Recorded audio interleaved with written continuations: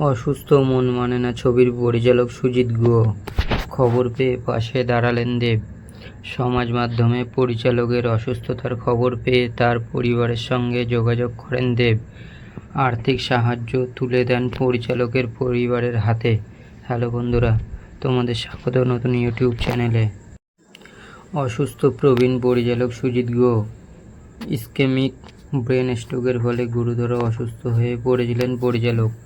বেশ কয়েকদিন ছিলেন হাসপাতালে। দুদিন আগেই হাসপাতাল থেকে বাড়ি ফিরেছেন পরিচালক। এবার তার পাশে দাঁড়ালেন দেব। গত ৩৩ বছর ধরে তার ভাগ্নের সঙ্গেই থাকেন পরিচালক। সমাজ মাধ্যমের পরিচালকের অসুস্থতার খবর পেয়ে তার পরিবারের সঙ্গে যোগাযোগ করেন পরিচালকের চিকিৎসার চালানোর ব্যবস্থা করেন দেব।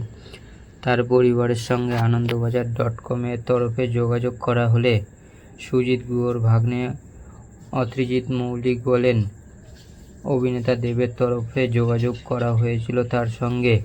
এই অর্থ সাহায্য পাঠিয়েছেন অভিনেতা, যা সুজিত গুহর চিকিৎসার ক্ষেত্রে খুবই সাহায্য হবে। আপাতত ধীরে ধীরে উন্নতি হচ্ছে পরিচালকের। সোমবার বাড়ি ফিরেছেন। দিন রাতের পার্থক্য করতে কিছুটা সমস্যা হচ্ছে তার। মাঝে মাঝে লোকজনকে চিনতে পারছেন। কারো সাহায্য নিয়ে চলাফেরা করতে হচ্ছে তাকে। সুজিতের পরিবারের তরফে জানানো হয় যে পরিচালকের খবর নিয়ে তাদের সঙ্গে যোগাযোগ করেছিলেন অভিনেত্রী ঋতুপর্ণা সেনগুপ্ত এবং পরিচালক হরনাথ চক্রবর্তী। হরনাথ চক্রবর্তী জানান, কোনো সাহায্যের প্রয়োজন হলে তাকে জানাতে। পরিচালকের অসুস্থতার খবর প্রকাশ্যে আনেন সঙ্গীত পরিচালক সূর্যজ্যোতি রাজা।